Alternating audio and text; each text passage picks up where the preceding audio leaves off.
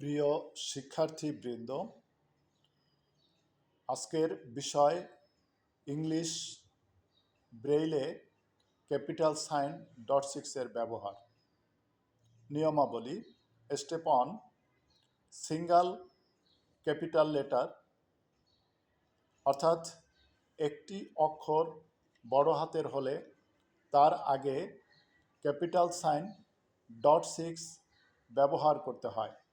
যেমন .6 প্রথমে এবং তারপরে এ, এখানে এ হচ্ছে capital. Step 2, first letter of a word is capital letter.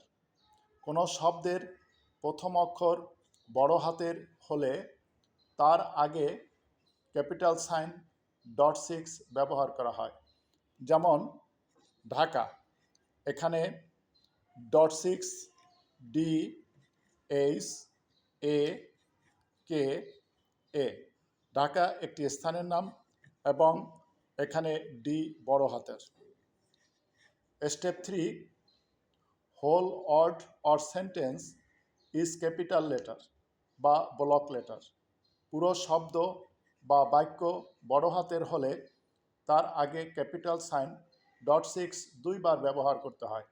যেমন .6